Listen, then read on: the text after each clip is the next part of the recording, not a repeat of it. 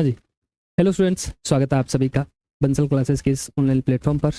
आज बात करेंगे अपने भारत में मिट्टियाँ, भारत में मृदाएं जो हैं वो कौन कितने प्रकार की हैं, कौन कौन सी मिट्टी की क्या खास बात है, कौन सी उसकी मुख्य फसलें हैं। जैसा कि आप थंबनेल में देख भी रहे हैं कि अपने जो मिट्टियों का डिस्कशन करने जा रहे हैं।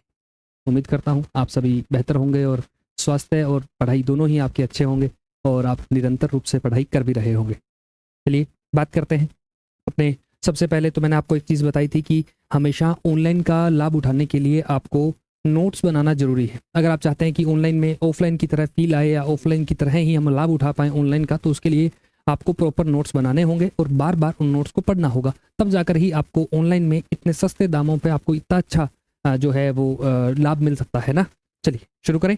तो अपने पढ़ेंगे मिट्टी। देख लेते हैं एक बार मिट्टी का। सबसे पहले अपनी क्लास का इंडेक्स बनाते हैं कि अपन इसमें पढ़ने क्या वाले हैं। हम चर्चा करेंगे अपने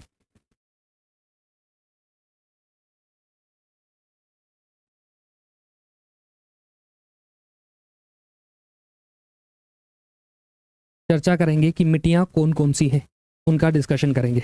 इनमें पहला पॉइंट देखें तो कौन कौन से पॉइंट कवर करेंगे उस पर चलते हैं। सबसे पहले तो हम शब्द की चर्चा करेंगे और शब्द के साथ ही अपन चर्चा करेंगे परिभाषा की कि मिट्टी की परिभाषा क्या होती है, हम जो मिट्टी पढ़ने वाले हैं वो क्या है, उसके बारे में चर्चा करेंगे। फिर अपने मिट्टी का संगठन देखेंगे कि मिट्टी में कंपोजिशन देखेंगे कि मिट्टी में होता क्या है, शामिल क्या क्या होता है, मिट्टी के घटक कौन कौन से हैं, घटक कह सकते हैं इनको, कंपोनेंट्स कौन कौन से हैं। घटक के बाद अपन देखेंगे कुछ एक्स्ट्रा फैक्ट देखेंगे जो मिट्टी से जुड़े हैं, जैसे मिट्टी के अध्ययन को क्या कहा जाता है, मिट्टी के निर्माण को क्या कहा जाता है। इस प्रकार के घटक देखेंगे। कौन फादर ऑफ मृदा विज्ञान के जनक किसे कहा जाता है, फादर ऑफ सॉइल साइंस किसे कहते हैं, इस सब के बारे में बात करेंगे। उसके बाद अपन चलेंगे मिट्टी के, अगर बात करें तो मिट्टी पे फिर अपने चर्चा करेंगे मिट्टी के निर्माण की प्रक्रिया। इस निर्माण प्रक्रिया के बारे में पढ़ेंगे कि कौन कौन सी प्रक्रिया है, जैसे अपक्षय, अपरदन, निक्षेपण, ये सब क्या होता है, इनके बारे में। उसके बाद अपन देखेंगे कि मिट्टी के निर्माण को प्रभावित करने वाले कारक, मिट्टी के निर्माण को प्रभावित करने वाले कारक ये पढ़ेंगे। और फिर अपने करने वाले कारक, फिर पढ़ेंगे मिट्टी का वर्गीकरण। हालांकि ज़्यादातर लेक्चर्स में सीधा ही वर्गीकरण पढ़ाया जाता है, लेकिन अपन वर्गीकरण के अलावा भी खूब सारी चीज़ें कवर करेंगे, क्योंकि आजकल जो प्रश्नों का लेवल बढ़ा है उसमें वर्गीकरण के साथ साथ इन सब चीज़ों के भी प्रश्न बनने लग गए हैं। क्योंकि स्टेटमेंट क्वेश्चन जब बनेगा तो हो सकता है इनमें से भी प्रश्न आ जाए, इनमें से भी कोई लाइन वहाँ छप जाए, इसलिए अपन इनकी चर्चा भी करेंगे। आगे बढ़ते हैं। वर्गीकरण के बाद लास्ट में अपन इसमें पढ़ेंगे कि अपर्दन और संरक्षण के कंसेप्ट क्या है, इसमें अपर्दन कितने प्रकार का होता है और मृदा संरक्षण कैसे होता है। और फिर एक सबसे खास बात, इसमें मृदा स्वास्थ्य कार्ड योजना का अध्ययन भी करेंगे कि मृदा स्वास्थ्य कार्ड योजना क्या है, कब चली थी और क्या क्या प्रावधान है इसके अंदर। तो देखिए सोइल में अपन इतने सारे फैक्टर्स को कवर करेंगे, मतलब इस पूरे चैप्टर के लेक्चर हो 2 लेक्चर हो 3 लेक्चर हो 1, वो अलग चीज़ है। अपने टाइम का बिल्कुल पहली शर्त होगी याद आए, समझ में आए आपको, चीज़ें याद होने लायक हो, और दूसरी शर्त होगी कि फिर अपन देखेंगे टाइम कितना कंज्यूम करते हैं अपन। ठीक है, तो लेकिन ये गारंटी है कि इस टॉपिक को पढ़ने के बाद आपके कोई डाउट नहीं रहने वाले, आपके कोई प्रश्न गलत नहीं होने वाले, इसमें कोई दो राय नहीं है। तो चलिए शुरू करते हैं, अपने पढ़ना शुरू करें। देखते हैं जरा सबसे पहले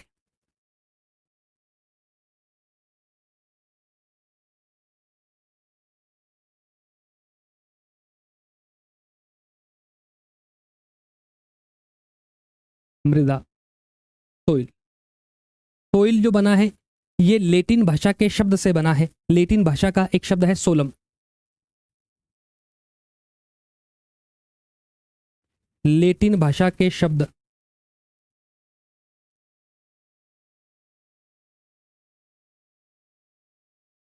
सोलम से बना है,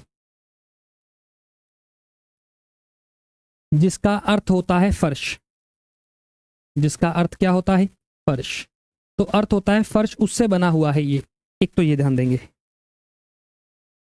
और देखें और क्या बात है कि अब डेफिनेशन की बात करें कि डेफिनेशन क्या मतलब होता है इसका, परिभाषा क्या होती है इसकी।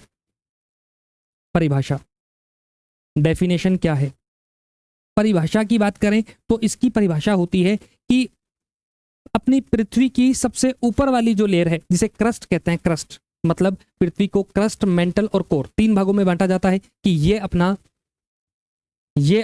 ये पृथ्वी का एक टुकड़ा है। पृथ्वी की एक काट है। इस काट में वो सबसे ऊपर वाला हिस्सा, उसके बाद वाला हिस्सा और फिर नीचे वाला, इसको अपन कहते हैं क्रस्ट, हिंदी में कहते हैं भूपर्पट्टी। इसे नीचे वाले में आती है मेंटल और फिर आता है कोर, या ये वाला हिस्सा क्या आता है, कोर। तो देखिए इस क्रस्ट का सबसे ऊपर वाला भाग, इस क्रस्ट की सबसे ऊपर वाली परत जो होती है, जो कार्बनिक पदार्थों से और जो मूल चट्टान है, पेरेंट रॉक जो है, उस पेरेंट रॉक के गुणों से बनी है, उसको हम क्या कहेंगे, मिट्टी। मतलब सिंपल भाषा में पहले लिखेंगे, उसके बाद मैं एक बार दोबारा आपको समझाऊंगा क्या बनेगा। देख लेते हैं जरा क्या है। भूपर्पट्टी की सबसे ऊपरी परत, भूपर्पट्टी की सबसे ऊपरी परत जो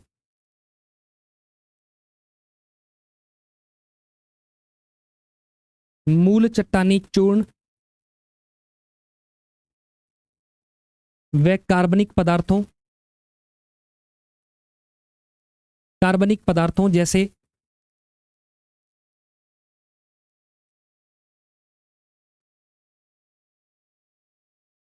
वनस्पति,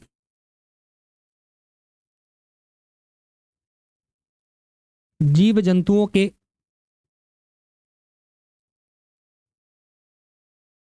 अपघटन से निर्मित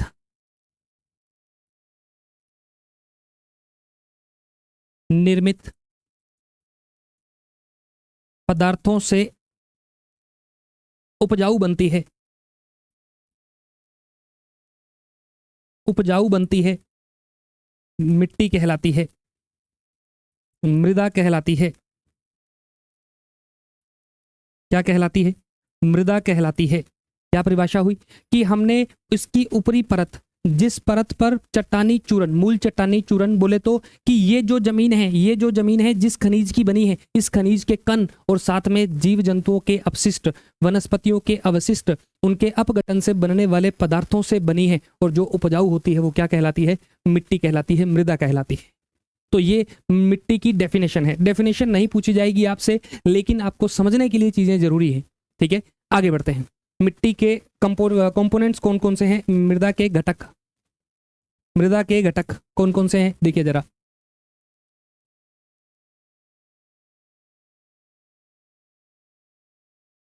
कंपोनेंट्स ऑफ द सोइल, मृदा के घटक कौन कौन से घटक हैं। नंबर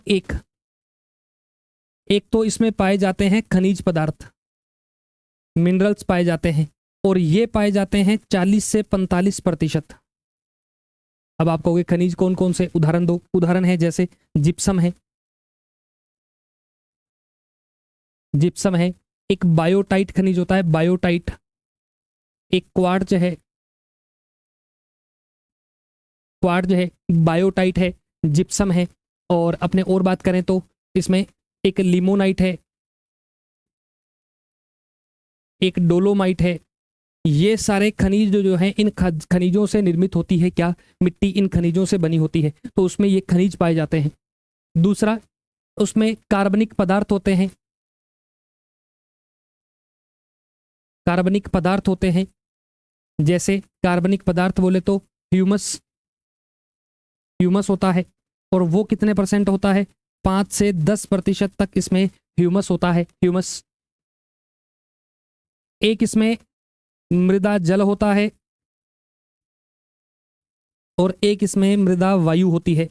ये दो चीज भी यहाँ पाई जाती है, और ये 25% का रेशो रहता है इसका, और इसका भी कितने परसेंट का रेशो रहता है, 25% का रहता है। तो टोटल 100% जो मृदा है उसमें क्या क्या होता है, वही हमारे क्या है, एलिमेंट्स है, कंपोनेंट्स ऑफ द सोइल है। क्या है, component of the soil,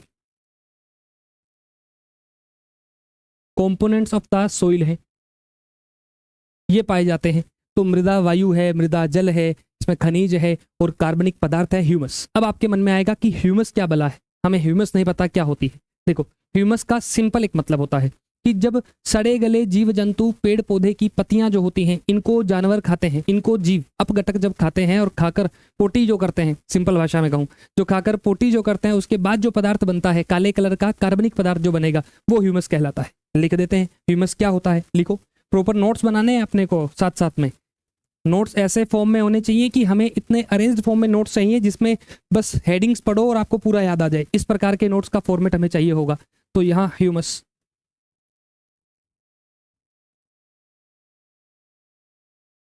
humus क्या होता है? ह्यूमस यह काले रंग का कार्बनिक पदार्थ है। काले रंग का कार्बनिक पदार्थ है। निर्माण कैसे होता है?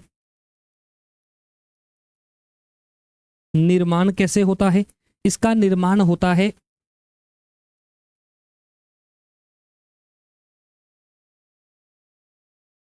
जीवों के अपशेष, जीवों के अपघटन से,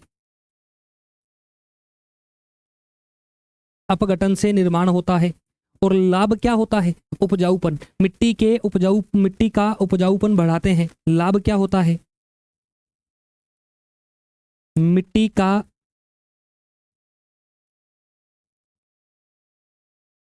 उपजाऊपन बढ़ाता है। तो ये ह्यूमस होता है। क्लियर है? तो ये ह्यूमस होता है। पर्वतीय मिट्टी जो होती है उसमें 100% तक ह्यूमस होते हैं, तो ये ह्यूमस होता है। ठीक है, ह्यूमस पता लग गया आपको ह्यूमस क्या होता है आज। चलिए आगे बढ़ते हैं। हमने क्या कहा था कि पहले हम किसकी चर्चा करेंगे? अपन पूरे तरीके से इस मैप पे चलने वाले हैं। हमने शब्द और परिभाषा कवर कर ली है, अपनों ने क्या कर लिया है, ये भी कवर कर लिया है। अब अपन चलते हैं किस पे? फैक्ट पे चलते हैं कि फैक्ट कौन कौन से हैं। देखिए जरा,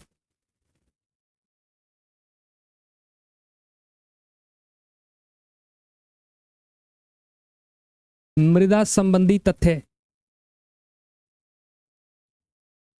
कौन कौन से तथ्य हैं? देखिए जरा तथ्य कौन कौन से हैं।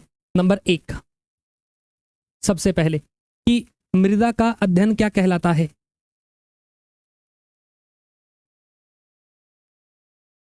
मृदा का अध्ययन क्या कहलाता है? दूसरा, मृदा का अध्ययन क्या कहलाता है? नंबर 1। दूसरा अपन कहें कि मृदा के निर्माण की प्रक्रिया क्या कहलाती है? मृदा के निर्माण की प्रक्रिया क्या कहलाती है? 2 नंबर हो गया। तीसरा अगर बात करें तो अपने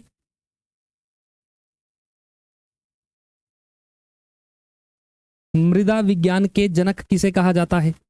फादर ऑफ सोइल साइंस किसे कहा जाता है? फिर एक फैक्ट अपन पढ़ लेंगे, क्या अंतरराष्ट्रीय मृदा दिवस कब होता है? दिवस कब होता है? और एक अपन पढ़ लेंगे अंतरराष्ट्रीय मृदा वर्ष कब मनाया गया था। ये अपने डेटा देख लेते हैं। चलिए देखते हैं जरा एक बार इन्हें क्या कहते हैं। हाँ, मृदा का अध्ययन क्या कहलाता है? ये कहलाता है पेडोलॉजी। क्या कहलाएगा? पेडोलॉजी। मृदा के निर्माण की प्रक्रिया क्या कहलाती है? पेडोजेनेसिस। पेडोजेनेसिस, पेडोजेनेसिस कहलाएगी। मृदा विज्ञान के जनक कौन है? वी डाकुचेव नाम के एक वैज्ञानिक हैं। वी डाकुचेव रूसी वैज्ञानिक हैं, रूस के वैज्ञानिक हैं।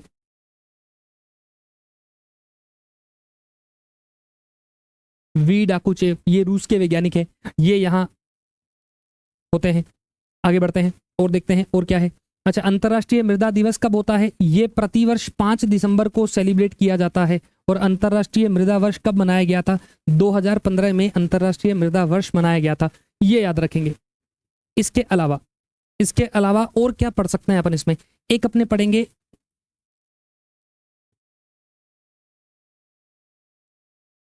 भारतीय मृदा विज्ञान केंद्र, एक केंद्रीय मृदा संरक्षण बोर्ड, मृदा संरक्षण बोर्ड की मृदा के संरक्षण हेतु एक बोर्ड बनाया है जो हमने 1953 में बनाया था और कृषि मंत्रालय ने इसका गठन किया है। इसका काम ही क्या है? इसका काम ही है कि मृदा के संरक्षण के लिए प्रयास करना, मृदा के संरक्षण संबंधी प्रावधानों को बढ़ावा देना, ये इसका काम है। केंद्रीय मृदा विज्ञान केंद्र जो है, केंद्र मृदा विज्ञान संस्थान जो है, ये कहाँ है? ये अपने भोपाल में है। ये कहाँ है? भोपाल में है।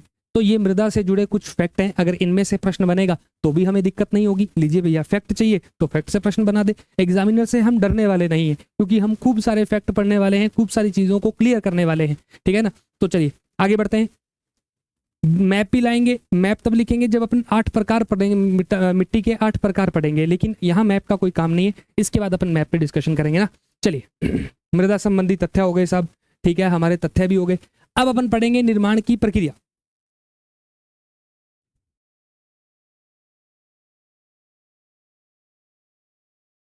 क्या है? मृदा का निर्माण। और इसके लिए कौन सी प्रोसेस होती है, इसके लिए कौन सी प्रक्रिया होती है? देखो जरा कौन सी होती है प्रक्रिया। इसमें एक प्रक्रिया तो होती है अपक्षय की, जिसे अपन कहते हैं वेदरिंग, अपक्षय की। एक प्रक्रिया होती है अपर्दन की, और एक प्रक्रिया होती है निक्षेपण की। निक्षेपण की देखिए जरा, अपने बात करें। अपक्षय को कहेंगे वेदरिंग, अपर्दन को कहेंगे इरोजन, और निक्षेपण को कहेंगे डिपोजिशन। डिपोजिशन, तो ये किसकी है? ये डिपोजिशन है। तो ये अपने याद करेंगे, वेदरिंग, इरोजन, डिपोजिशन। अब समझना जरा, इन तीनों प्रक्रियाओं का अंतर संबंध होता है, इंटरेक्शन होता है, इसलिए समझ के चलिएगा, इसको देखकर चलिएगा थोड़ा सा। देखिए जरा, पहले समझिए जरा क्या होता है। अपक्षय, चट्टानों का टूटना।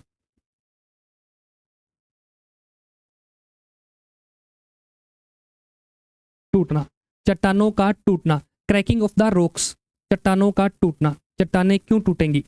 या चट्टानों का बारीक कणों के रूप में टूटना।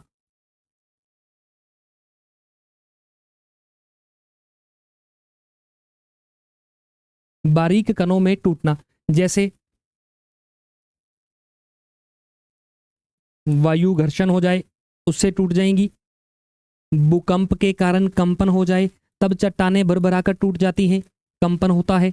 फिर आगे मानवीय गतिविधियां होती हैं, जीव जंतुओं की गतिविधियां होती हैं, तो उनके कारण भी टूट जाता है। तो मानवीय गतिविधियां भी होती है कुछ, जैसे खनन, पहाड़ों में खनन करते हैं तो वाइब्रेशन होता है, उसकी वजह से भी जो होता है वो चट्टानें टूटती हैं। तो ये कई कारण से होता है, प्राकृतिक व मानवीय दोनों ही कारण इसमें इस्तेमाल होते हैं। तो चट्टानें टूट जाती हैं। लास्ट में एक एग्जाम्पल लेंगे, तीनों का ही एक ऐसा एग्जाम्पल लेंगे जिसमें आपको और अच्छे से समझ में आएगा। तो आप बस थोड़ा सा धैर्य रखिए। देखिए, इस चैनल की क्लासेस को आपको धैर्य के साथ आप जितना लगाएंगे उतना ज़्यादा आपको लाभ मिलेगा। ये जो क्लासेस आपके लिए अवेलेबल करवाई जा रही हैं, पूरे तरीके से इसमें आपके लिए डेटा अच्छे तरीके से डाला गया है, बिल्कुल अरेंज्ड फॉर्म में डाला गया है। डेटा के साथ साथ समझाने के लिए भी बिल्कुल शांतिपूर्वक, ऐसा नहीं कि जल्दबाजी है। जल्दी का काम शैतान का, और मेहनत का और सही तरीके का कोई विकल्प नहीं है। आपको चीज़ें बिल्कुल सही तरीके में और मेहनत से ही अचीव करनी पड़ेंगी। इसलिए शॉर्ट वाला कोई मामला हो, यदि कोई व्यक्ति, यदि कोई स्टूडेंट देख रहा हो और कहे कि मुझे शॉर्ट में ही कुछ मिल जाए, तो वो इस चैनल पर आपको मिलने वाला नहीं है। ये मैं ईमानदारी से आपको पहले ही बता देता हूँ। लेकिन हाँ, आप कहेंगे कि हमें सिस्टमेटिक तरीके से डेटा मिले और एकदम बिल्कुल अरेंज्ड हो और हमें याद करने में आसानी रहे, उसके लिए ये चैनल आपके लिए सर्वोत्तम विकल्प रहने वाला है। ठीक है, तो यहाँ बस इतना जितना मैं समझा रहा हूँ, एक बार उतने पे गौर कीजिए आप। क्या कि चट्टानों का टूटना ही क्या कहलाएगा? ये अपक्षय कहलाएगा। बारीक बारीक कण बनना क्या कहलाएगा? अपक्षय। फिर इसकी परिभाषा क्या बनेगी कि टूटे हुए कण,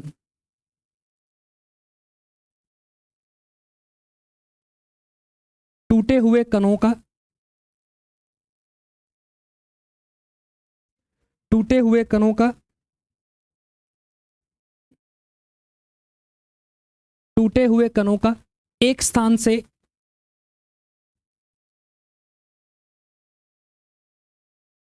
दूसरे स्थान तक परिवहन होना, एक स्थान से दूसरे स्थान तक जाना अपर्दन कहलाता है।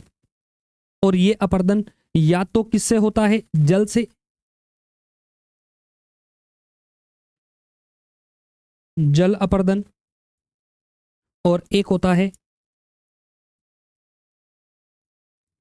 वायु अपर्दन। और निक्षेपण की अपर्दित कणों का, जो कण एक स्थान से दूसरे स्थान पर गए हैं, वो अपर्दित कण जो हैं, अपर्दित कणों का किसी स्थान पर जमाव होना,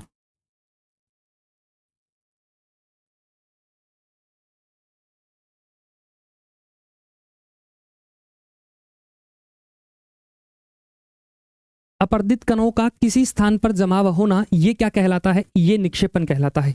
अब देखिए एक उदाहरण, सबसे पहले चट्टाने टूटी, चट्टाने टूटकर बारीक कण बने, वो क्या कहलाया? अपक्षय हुआ। बारीक कण होने के बाद वो बारीक कण एक स्थान से दूसरे स्थान पर गए, क्या कहलाया? अपर्दन कहलाया। और वहीं जब ये अपर्दित कण किसी जगह जाकर टिक जाएंगे, जमा हो जाएंगे, तो वो क्या कहलाएगा? निक्षेपण कहलाएगा। ये 3 पॉइंट है, आपको ध्यान देना है। देखिए पहला स्टेप है अपक्षय, अपक्षय के बाद क्या होगा? अपर्दन, अपर्दन के बाद क्या होगा? निक्षेपण। और जब निक्षेपण होता रहेगा किसी स्थान पर, तब क्या बनेगी? मृदा। उदाहरण लेते हैं कि ईंट की एक ट्रॉली है, ब्रिक्स जो होती हैं, ईंटें जो होती हैं, उन ईंट की एक ट्रॉली है। अब ट्रॉली जब रास्ते से गुजरती है तो आपस में ईंटें टकराती है, वाइब्रेशन होता है, वाइब्रेशन होने के कारण इस ट्रॉली में खूब सारे छोटे छोटे कण इकट्ठे हो जाते हैं। ट्रॉली वाला जब ईंटें उतारता है, ईंटें उतार कर वो चूरा भी एक जगह साइड में उतार देता है। वो चूर्ण जो बना है, भर कर जो टूटे हैं, छोटे छोटे कण जो बने हैं, वो भी एक स्थान पर रख दिए गए हैं। मतलब उनमें अपक्षय हो चुका है, अपक्षय के कारण छोटे छोटे कण बन चुके हैं। जब ये कण बने हैं, ये जिस स्थान पर रखे हैं, हमें ज्यादा समय तक ये कण वहां नहीं रहेंगे, क्योंकि हवा आएगी और हवा उड़ाकर इन्हें ले जाएगी। तो हवा इन कणों का क्या कर देगी? अपर्दन कर देगी।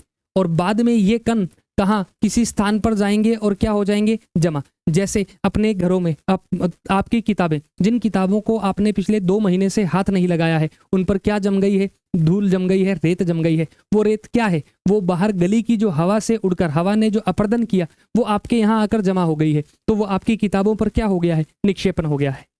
अब चूंकि आप तो किताबों पे उसे साफ कर दोगे कई दिन बाद में, तो वो वापिस कण बिखर जाएंगे। लेकिन प्राकृतिक स्थानों पर ऐसे ही जब बार बार निक्षेपण होता रहता है, तो निक्षेपण होने के बाद किसका निर्माण होता है? वो मिट्टी की परत बनती है, और वही मिट्टी की परत उपजाऊ होती है, और उसी से ही आगे फसलें उगती है। क्लियर हुआ? तो मतलब क्या हुआ कि ईंटों की ट्रॉली में पहले अपक्षय हुआ, बाद में वो कण जो है, वो चूरा जो है, वो एक जगह से उड़कर दूसरी जगह चला गया। वो जहां जाकर जमा हुआ, वो क्या हुआ? निक्षेपण हुआ। ऐसे ही चट्टानों के कण टूटते हैं, वो खनिज युक्त चट्टानें होती हैं, उनके कण टूटते हैं हवा से और पानी से। नदियां जब उस चट्टानी वाले क्षेत्र से गुजरती हैं, तो वो कणों को साथ ले जाती हैं और लास्ट में ले जाकर डेल्टा वाले क्षेत्रों में जमाव कर देती हैं। और इस प्रकार से वो खनिज युक्त मिट्टी जो होती है, वो जलोढ़ होती है और सबसे ज्यादा उपजाऊ होती है। तो ये मिट्टी के निर्माण की प्रक्रिया है। क्लियर है? आगे बढ़ते हैं। हो गया वाला, प्रक्रिया हो गया। अब देखेंगे अपन मिट्टी के निर्माण को प्रभावित करने वाले कारक।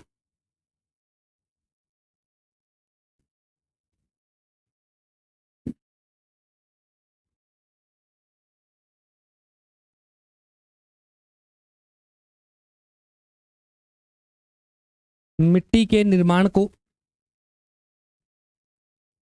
मिट्टी के निर्माण को प्रभावित करने वाले कारक, निर्माण को प्रभावित करने वाले कारक, factors that affects the formation of the soil. मिट्टी के निर्माण को प्रभावित करने वाले कारक, वो कारक कितने प्रकार के होते हैं देखेंगे जरा। ये 2 प्रकार के होते हैं। कितने प्रकार के होते हैं? 2 प्रकार के होते हैं। 2 प्रकार कौन कौन से हैं? एक अपन कहें तो एक तो होते हैं सक्रिय कारक, एक्टिव फैक्टर्स। एक सेकेंड।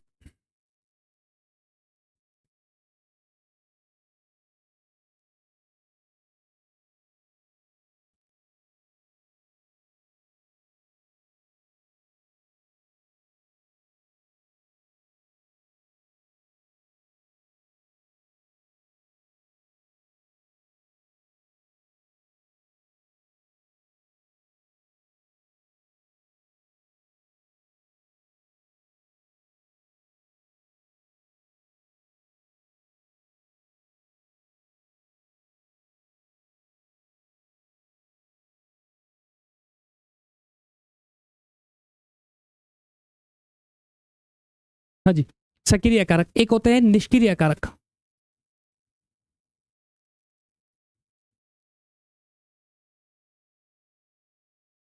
ये होते हैं पैसिव फैक्टर्स और ये होते हैं एक्टिव फैक्टर्स। क्या होते हैं देखो जरा, अब इनमें क्या अंतर होता है, दोनों में कैसे प्रभावित करते हैं मृदा को, समझिएगा। समझने वाला टॉपिक है पूरा का पूरा, लिखने वाला। अब ये जो पॉइंट है, ये जो पॉइंट अपन पढ़ रहे हैं, समझने वाला है, थोड़ा सा समझने पर ध्यान दीजिएगा। सक्रिय कारक, सक्रिय कारक में एक तो पॉइंट होता है जलवायु, और जलवायु में क्लाइमेट के दो मुख्य घटक क्या होते हैं, दो मुख्य घटक होते हैं। एक फैक्टर होता है कार्बनिक पदार्थ,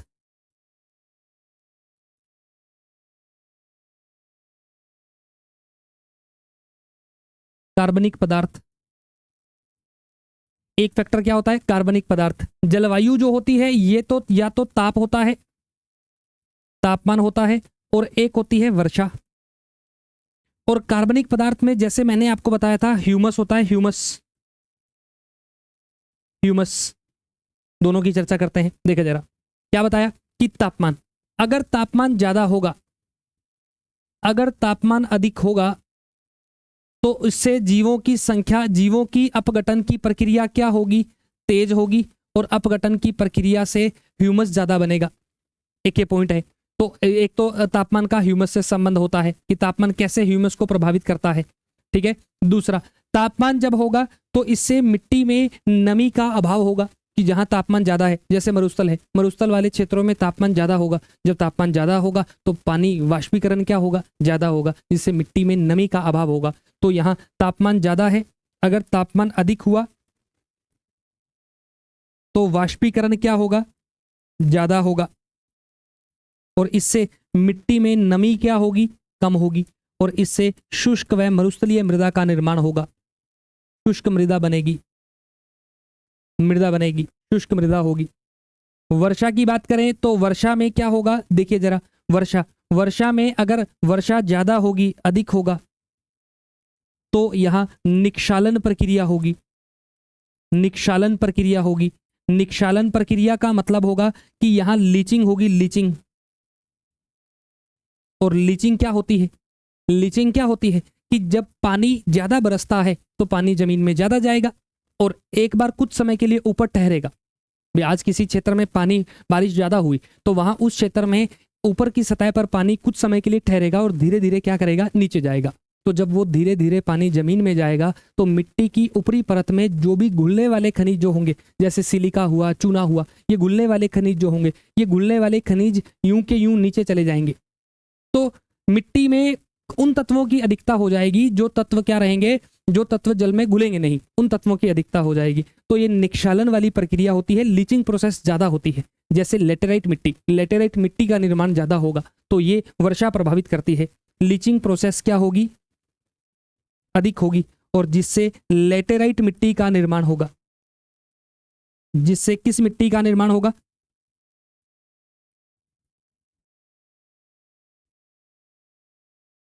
लेटेराइट मिट्टी का निर्माण होगा, ये ध्यान देना। ह्यूमस, कार्बनिक पदार्थ ह्यूमस, ह्यूमस अगर ज्यादा होंगे तो मिट्टी क्या बनेगी, उपजाऊ बनेगी भैया। मिट्टी क्या बनेगी, उपजाऊ बनेगी। और मिट्टी के निर्माण को केंचुआ भी तो प्रभावित करता है,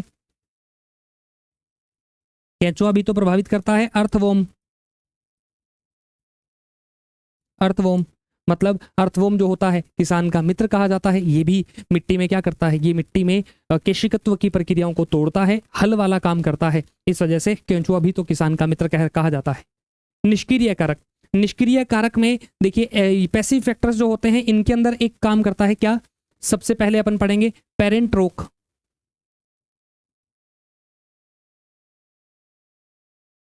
मूल चट्टान, पेरेंट रॉक काम करेगा, पेरेंट रॉक का फैक्टर रहेगा। पेरेंट रॉक बोले तो, अब पेरेंट रॉक समझा रहा हूं आपको, पेरेंट रॉक क्या होती है, मूल चट्टान क्या होती है, आधार चट्टान क्या होती है। देखिए जरा, यहां सोइल है ऊपर, ये वाली मूल चट्टान है, इसके ऊपर फिर कुछ कंकड़ पत्थर होंगे, फिर इसके ऊपर मिट्टी होगी, फिर इसके ऊपर कुछ मिट्टी की लेयर होगी, और ये सबसे ऊपर वाली लेयर जो होगी ये तो कहलाती है मृदा। ध्यान देना कि ऊपर वाली लेयर में किस कणों की अधिकता होगी, ये उस मिट्टी के नीचे जो चट्टान है, जैसे अभी अपन जमीन से मिट्टी हटाना शुरू करें तो एक समय के बाद जाकर, एक प्रक्रिया के बाद जाकर वहां चट्टान निकलेगी। अब वो चट्टान जो होगी उसके ही कण उसके ऊपर होंगे, सबसे ज्यादा उसी के कण होंगे। तो मतलब कि जो चट्टान नीचे है वो कौन सी चट्टान है, उससे भी मिट्टी कौन सी बनेगी प्रभावित होगी। कि मान लीजिए नीचे बेसोल्ट की चट्टान है, बेसोल्ट बोले तो लावा से बनी हुई चट्टानें हैं, तो लावा से बनी हुई चट्टानें हैं तो उसके पूरी संभावना है कि उसके ऊपर काली मिट्टी का निर्माण होगा। तो काली मिट्टी क्यों बनी, क्योंकि नीचे किसकी चट्टान है, लावा की चट्टान है, और लावा की चट्टानों से ही बनती है क्या, काली मिट्टी। तो ये काली मिट्टी है। काली मिट्टी क्यों है, क्योंकि यहाँ नीचे क्या है, मूल चट्टान के रूप में बेसोल्ट की चट्टान है, तो इस वजह से यहाँ क्या है, काली मिट्टी है। तो मूल चट्टान जो होती है वो प्रभावित करती है। जैसे उदाहरण के तौर पर लिख सकते हो, यह मिट्टी के रंग व रासायनिक संयोजन को प्रभावित करती है, केमिकल कंपोजिशन को अफेक्ट करती है।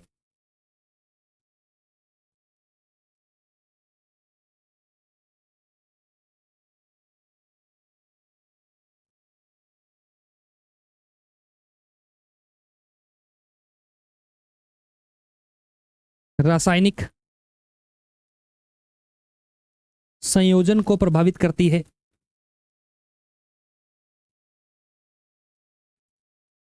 प्रभावित करती है जैसे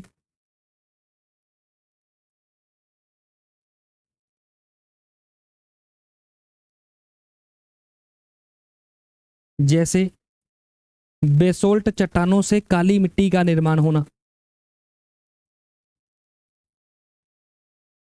बेसोल्ट चट्टानों से काली मिट्टी का निर्माण होना, ये एक फैक्टर है। फिर ग्रेनाइट चट्टानों से बालू मिट्टी का निर्माण होना।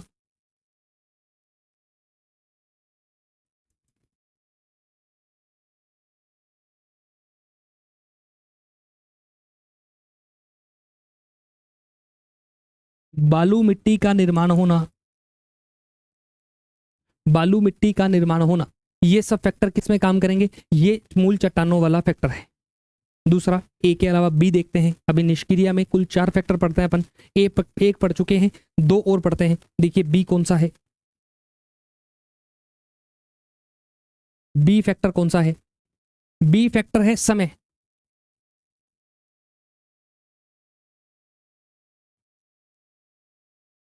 अगर समय अधिक लगेगा तब जाकर ही परिपक्व मृदा का निर्माण होगा, परिपक्व मृदा बनेगी, मृदा का निर्माण होगा। और ये परिपक्व मृदा ही क्या होती है, उपजाऊ होती है, सर्वाधिक उपजाऊ होती है, मैच्योर सोइल। अब एक देखो हिंदी के शब्द पकड़ो यहाँ पे कि हिंदी के जो शब्द है उनका मतलब क्या है, मैच्योर सोइल है। देखो जरा, मैच्योर सोइल, मैच्योर कौन होता है, एक व्यक्ति मैच्योर कब होता है, जब वो सभी पक्षों पर विचार करना जानता है, जब वो अपने आसपास के लोगों को समझता है और सही परिस्थिति में सही व्यवहार करता है और सब अच्छे काम करता है, वही क्या है, मैच्योर इंसान है, परिपक्व है। उसी प्रकार से परिपक्व मृदा भी होती है। और वो मृदा कौन सी होगी, जब समय लेकर मिट्टी बनेगी तो मिट्टी में आवश्यक पौधों को पनपने के लिए आवश्यक सभी पोषक तत्व उस मिट्टी के अंदर होंगे। इससे वो मिट्टी क्या बनेगी, मैच्योर होगी, वो मिट्टी परिपक्व होगी। और परिपक्व व्यक्ति हो या मृदा हो, परिपक्व व्यक्ति हो या मृदा हो, दोनों ही क्या करते हैं, दोनों ही अच्छे होते हैं। तो इसीलिए यहाँ परिपक्व मृदा बनेगी, लेकिन उसके लिए क्या चाहिए, समय चाहिए भैया। आपको मैच्योर होना है, आपको सफल होना है, तो उसके आपके लिए समय की आवश्यकता होगी, समय लगेगा ही लगेगा, एक प्रक्रिया से आपको गुजरना ही पड़ेगा। अब मैं देखता हूँ आजकल बच्चों को, इससे मुझे याद आ गया परिपक्वता से, कि बच्चे को देखता हूँ कि बच्चा पहला अटेम्प्ट देता है, 2-4 महीने होते हैं, 6 महीने में पहला अटेम्प्ट लगता है, और निराशा इतनी भर जाती है उस स्टूडेंट में कि मेरा सिलेक्शन नहीं हो रहा है, मैं इस धरती पे क्या करने आया हूँ, मैं सफल होऊंगा कि नहीं होऊंगा। इतने सवाल सिर्फ 5-6 महीने में ही उठा लेता है बच्चा, और उसकी तुलना में मेहनत कम करता है। ये एक फैक्ट है, मेहनत कम करता है, मूल्यांकन नहीं करता, मैं क्या कर रहा हूँ, क्या नहीं करना है, मेरे को क्या करना है, इसका कभी मूल्यांकन नहीं करता, बस ठीक है जो मन में आए वो कर रहा है। देखिए क्या पसंद है और क्या होना चाहिए, इन दोनों में अंतर होता है। पसंद हमारी नकारात्मक भी हो सकती है, लेकिन होना क्या चाहिए ये हमेशा अच्छा होता है। तो हमें ज़्यादा तवज्जो किसको देनी चाहिए, होना क्या चाहिए उसको ज़्यादा तवज्जो देनी चाहिए। ठीक है, जैसे टेस्ट का मूल्यांकन होना चाहिए, विद्यार्थी नहीं करते हैं टेस्ट का मूल्यांकन, तो ये चीजें जो है आपको थोड़ा सा ध्यान देना है। चलिए वापिस अपने टॉपिक पर आते हैं कि समय लगेगा, मैच्योर सोइल बनेगी। मैच्योर सोइल अच्छी होती है, सभी पोषक तत्व से युक्त होती है, इसलिए वो उपजाऊ होती है। और अगर समय कम है, हमने कम समय में ही देखना चाहा कि मिट्टी कैसी बनी है, तो कम समय में अपरिपक्व मृदा बनेगी और जो बाकियों की तुलना में क्या होती है, कम उपजाऊ होती है। जो क्या होती है, कम उपजाऊ होती है। क्लियर है, कम उपजाऊ होती है। हाँ जी, अगले पे चलते हैं। अगले सवाल पे क्या है, अगले पॉइंट पे देखते हैं क्या है। और तीसरा पॉइंट क्या अपना, समय हो गया। समय के बाद है धरातल।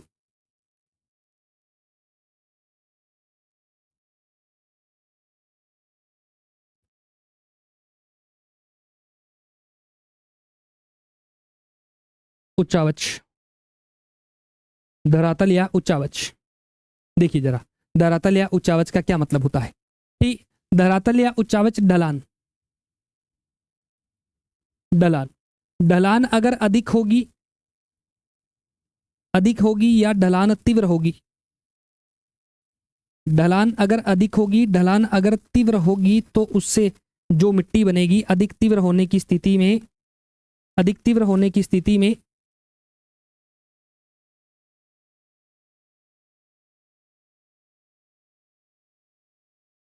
मिट्टी की पतली परत का निर्माण होगा। और ये पतली परत क्या होगी, कम अनुपजाऊ होगी। पतली परत क्या होगी, कम अनुपजाऊ होगी। जबकि ढलान अगर कम है, अगर ढलान कम है मतलब मैदानी क्षेत्र है, मैदानी क्षेत्र है, तो मिट्टी की परत क्या होगी, मोटी होगी।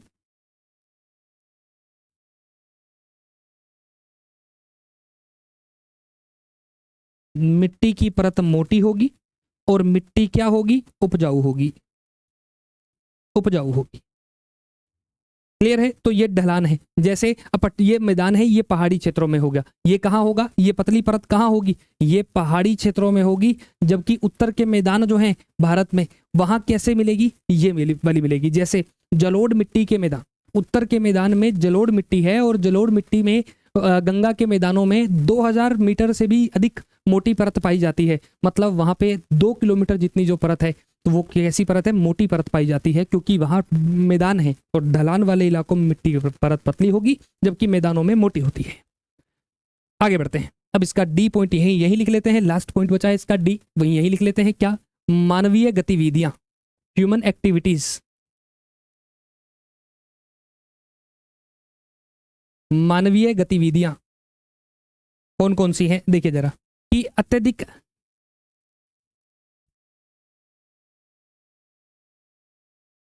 अगर गहन कृषि होगी तो इससे तत्व क्या हो जाएंगे, कम हो जाएंगे। गहन कृषि में तत्व क्या हो जाते हैं, पोषक तत्व क्या हो जाते हैं, कम हो जाते हैं, कम हो जाते हैं। दूसरा, जहां अपने कहें अत्यधिक सिंचाई जहां होगी, अत्यधिक सिंचाई जहां होगी, वहां लवणीय मृदा का निर्माण होता है। अत्यधिक सिंचाई में लवणीय मृदा का निर्माण होता है, ये ध्यान देना। फिर पशुचारण जहां होगा, अतिचारण, ओवर ग्रेजिंग जहां होगी, अतिचारण के कारण वहां जो मिट्टी बनेगी, अतिचारण के कारण जो मिट्टी होगी वो कैसी हो जाएगी, वो बंजर हो जाएगी, वो ऊसर मिट्टी हो जाएगी।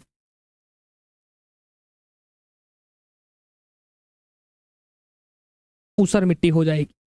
बंजर का ही पर्यायवाची होता है ऊसर। ठीक है, अनउर्वर, अनुर्वर, बंजर, ऊसर, ये सब किसके हैं, पर्यायवाची हैं। ठीक है, तो ये ध्यान देना, ये मानवीय गतिविधियां हैं। तो मिट्टी कैसी होगी ये बहुत सारी चीजों पर डिसाइड करता है, ना कि कोई एक फैक्टर इसमें काम करता है, याद रखिएगा ना। चलिए आगे बढ़ते हैं। हो गया वाला, मानवीय गतिविधि वाला हो गया। ये निष्क्रिय कारक और एक्टिव दोनों ही अपनों ने देख लिया है। अच्छा, एक इसमें कार्बनिक पदार्थों में ना, कार्बनिक पदार्थों में एक चीज अटका सकते हो आप, क्या, वनस्पति। कार्बनिक पदार्थों में क्या आ जाएगा, वनस्पति। वनस्पति भी प्रभावित करती है मिट्टी को। कैसे, कि वनस्पति ज्यादा होगी तो ह्यूमस ज्यादा बनेगा, तो उसको लेकर ये कंसेप्ट आता है वनस्पति वाला। रह गया था ये वनस्पति वाला पॉइंट, रह गया था इसलिए। अब देख लेते हैं और क्या रह गया अपने। अब आते हैं अपने मिट्टी के वर्गीकरण पे। लेकिन मिट्टी के वर्गीकरण से पहले एक एक्स्ट्रा पॉइंट और पढ़ लेते हैं, मिट्टी की बनावट, मिट्टी के आकार। क्या पढ़ लेते हैं,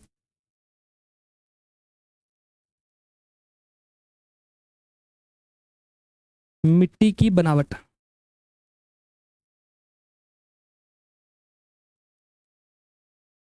उसके आकार व व्यास के कण जो होते हैं वो कौन से होते हैं, ये अपने को और देख लेते हैं अपन। देखिए जरा, क्योंकि कई बार अब देखिए मैं नहीं चाहता भी अपने आप टाइम भी लगाओ और बाद में आपको बेनिफिट भी ना मिले, ये नहीं होना चाहिए आपके साथ। बस मेरी पहली शर्त यही रहती है कि विद्यार्थी अगर समय लगाए तो उस समय के लिए उसको पूरे तरीके से लाभ मिलना चाहिए, ये एक शर्त है। आपने भरोसा जताया है, आप ये वीडियो देख रहे हैं तो आपने भरोसा जताया है कि हाँ भी मैं आपको सही करवाऊंगा, तो उसके लिए मैं आपको हर एक चीज कवर करवाना चाहता हूँ। क्लियर है? चलिए आगे बढ़ते हैं। क्या? मिट्टी की बनावट।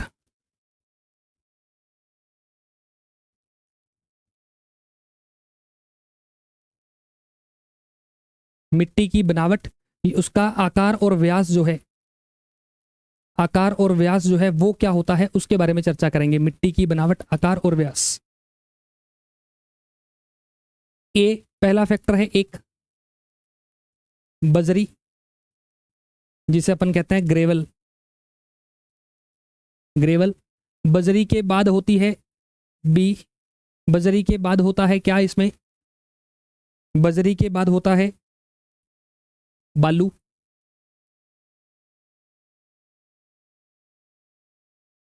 फिर आती है सिल्ट, गाद।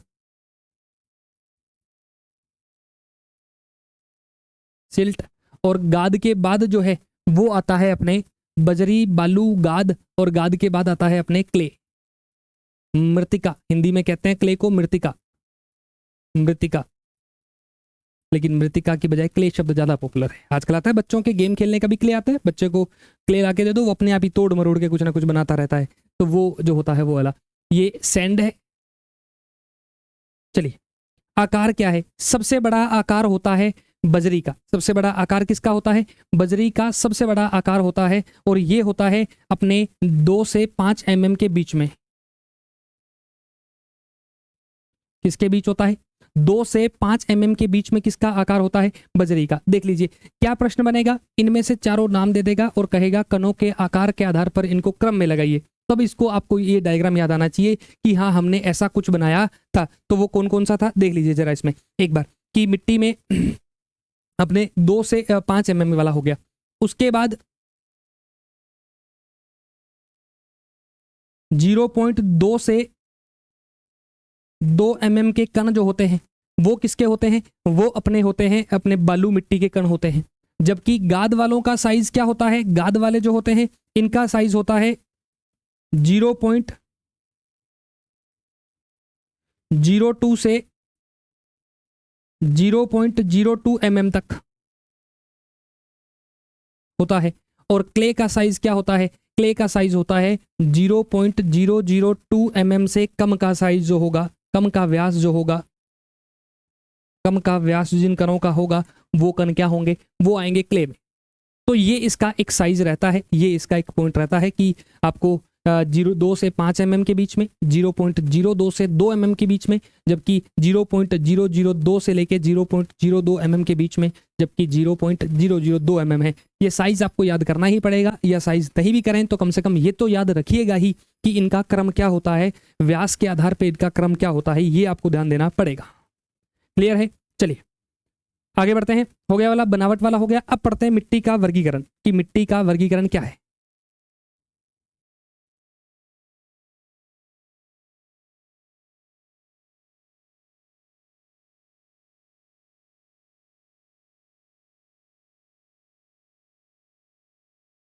मिट्टी का वर्गीकरण, मिट्टी का वर्गीकरण। देखिए जरा वर्गीकरण में बात करें,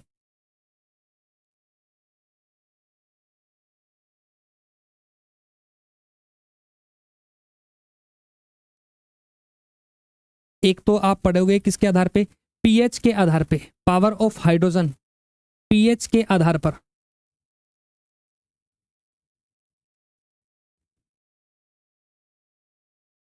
पीएच के आधार पर। और एक आप पढ़ोगे किसके आधार पे? एक अपने पढ़ेंगे रंग, संयोजन व भौगोलिक विस्तार के आधार पर। भौगोलिक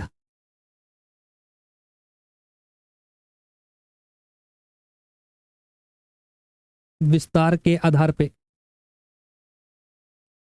देखिए जरा पीएच, पीएच की बात करते हैं। सबसे पहले पीएच की जानकारी लेते हैं कि पीएच के आधार पर क्या है कि मिट्टी में पीएच, पीएच आपको पता होगा पावर ऑफ हाइड्रोजन है। किसी जल में, किसी पदार्थ में हाइड्रोजन की जो कैपेसिटी होती है वो क्या कहलाती है, पीएच कहलाती है। देखिए पीएच के आधार पर मिट्टी के 3 प्रकार होते हैं। कितने प्रकार होते हैं? 3 प्रकार होते हैं। एक तो कौन सी होती है? अम्लीय मिट्टी, अम्लीय मिट्टी एसिडिक सोइल होती है। एक न्यूट्रल उदासीन सोइल होती है, और एक अपने होती है अम्लीय हो गया, उदासीन हो गया, और एक अपने कहें तो कौन सा हो जाएगा, क्षारीय। बेसिक सोइल या एल्केलाइन या सेलाइन ले कहते हैं अपन इसको, एल्केलाइन सोइल कहा जाता है मृदा। जिस मिट्टी का पीएच जो है वो 0 से 7 के बीच में हो तब उसको क्या कहेंगे, अम्लीय कहेंगे। जब मिट्टी का पीएच 7 हो, जब मिट्टी का पीएच 7 हो तो वो क्या कहलाएगा, उदासीन सोइल होगी। जबकि क्षारीय मिट्टी, जब मिट्टी का पीएच जो है वो 7 से 14 के मध्य हो तो वो क्या कहलाएगा, वो क्षारीय मिट्टी कहलाएगा, क्षारीय मिट्टी कहलाएगा। आगे बढ़ते हैं। इसमें उदाहरण लिख सकते हो आप, जैसे यहां लिख सकते हो। एक तो होती है अपने लाल पीली मिट्टी। कौन सी मिट्टी? लाल पीली मिट्टी अम्लीय प्रकृति की होती है। और एक लेटेराइट मिट्टी जो होती है वो भी किस प्रकृति की होती है, वो भी अपने, वो भी किस प्रकृति की होती है, अम्लीय वाली प्रकृति होती है, एसिडिक होता है। उनका पीएच जो है वो 7 से कम होता है। ठीक है। हालांकि पीएच 7 से कम क्यों होता है? क्योंकि इसमें पदार्थ जो होते हैं पूरे तरीके से उनका अपघटन नहीं हो पाता है, इस वजह से वो एसिड बना रहता है उनके अंदर। ठीक है, तो वो इस वजह से होता है। यहां उदाहरण लिखोगे कैसे, क्षारीय, लवणीय व क्षारीय मिट्टी पढ़ेंगे अपन आगे। लवणीय व क्षारीय मिट्टी राजस्थान, गुजरात, पंजाब, यहाँ पाई जाती है लवणीय व क्षारीय मिट्टी। तो ये यहाँ होगी। इसको इंग्लिश में क्या कहेंगे?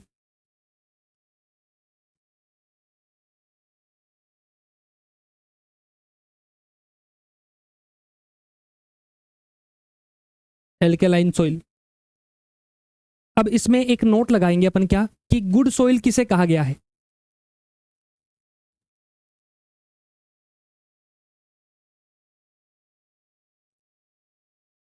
गुड सोइल, अच्छी सोइल किसे माना गया है? अच्छी सोइल माना गया है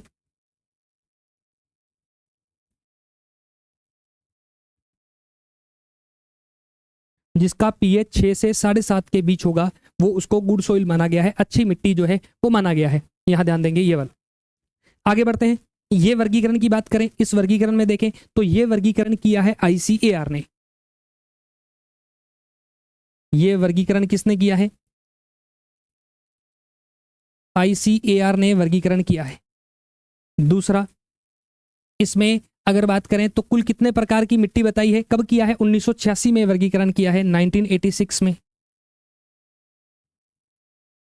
और इसमें प्रमुख मिट्टी के कितने प्रकार हैं? प्रमुख 8 प्रकार बताए गए हैं मिट्टी के, कि प्रमुखतः मिट्टी कितने प्रकार की होती है, 8 प्रकार की होती है। लेकिन यहां ध्यान देना, यहां अगर बात करें गौण प्रकार भी बताए हैं कि अगर छोटे छोटे ग्रुप्स में बांटोगे तो मिट्टी कितने प्रकार की हो जाएगी, 27 प्रकार की मिट्टी यहां बन जाएगी। तो यहां 27 प्रकार की मिट्टी हो जाएगी। तो ये गौण प्रकार बताए गए हैं। ये किसने बताए हैं? आईसीएआर ने बताए हैं। ठीक है। इनके 8 प्रकार में भी आगे 2 प्रकार बनेंगे। एक तो वृहद मृदा समूह बनेगा, ग्रेट सोइल ग्रुप बनेगा, और एक स्मॉल है, लघु मृदा समूह बनेगा। तो ये 2 जो हैं ये बनाए गए हैं, याद करेंगे। तो ये याद रखेंगे 8 प्रकार मिट्टी के। और सबसे ज्यादा प्रश्न जो पूछे जाते हैं वो हमेशा किस में से आए हैं, वो इन्हीं 8 प्रकारों में से सबसे ज्यादा प्रश्न पूछे जाते हैं। तो वो 8 प्रकार कौन से हैं उनके बारे में विचार करेंगे। चलिए पहले एक बार डिसाइड कर लेते हैं कि वृहद और लघु कौन कौन से हैं। देखिए जरा,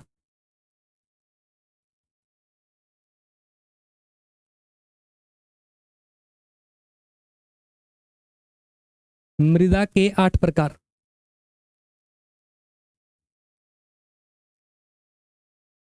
मृदा के 8 प्रकार कौन कौन से हैं?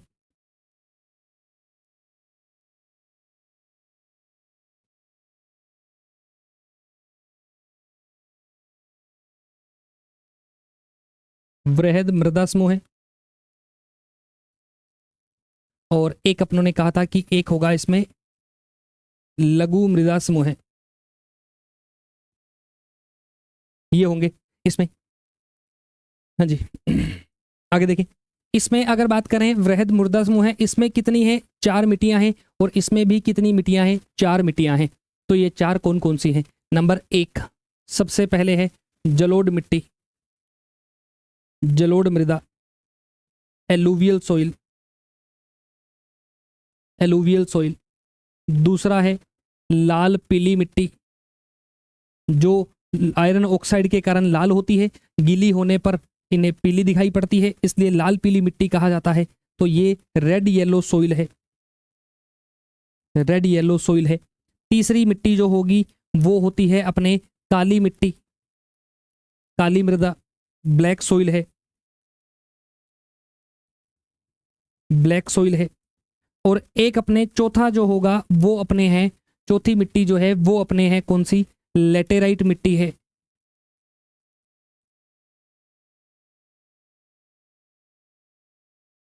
लेटेराइट मिट्टी है। अभी डिस्कशन करेंगे कि कौन सी मिट्टी पे कौन से कण जो हैं वो सबसे ज्यादा होते हैं, तो कौन सी फसल है या कौन सी सबसे उपजाऊ होती है, इस पे भी चर्चा करेंगे। आइए जरा एक बार ये कंप्लीट करते हैं। लघु मृदा समूह है, इसमें अगर बात करें तो एक तो आ जाएगा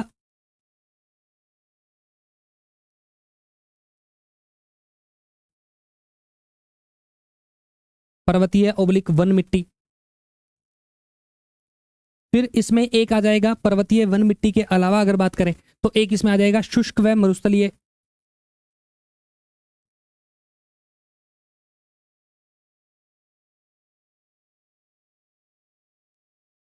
मरुस्थलीय मिट्टी। तीसरा इसमें बात करें, इसमें और देखें तो एक इसमें आ जाएगा अपने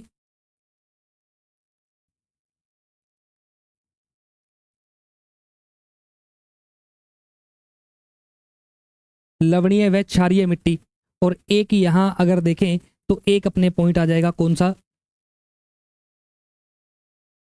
यहां अपने लास्ट वाली मिट्टी आएगी,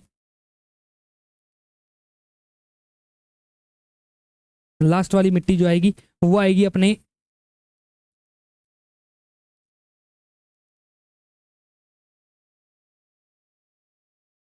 पीटी, पीटी कह सकते हैं, या मार्शी, मार्शी सोइल। ये वाली जो है ये कैसी है, माउंटेनियस,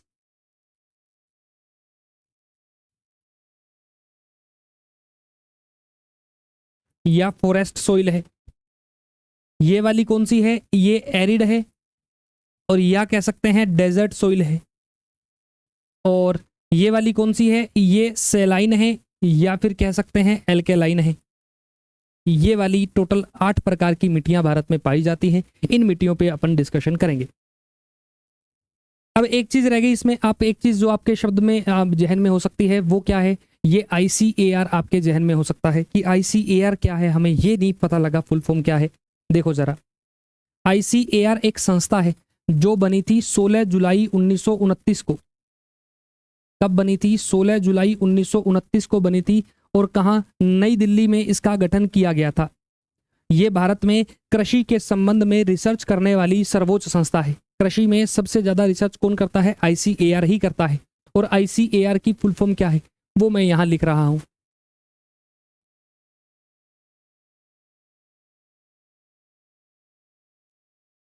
इंडियन काउंसिल ऑफ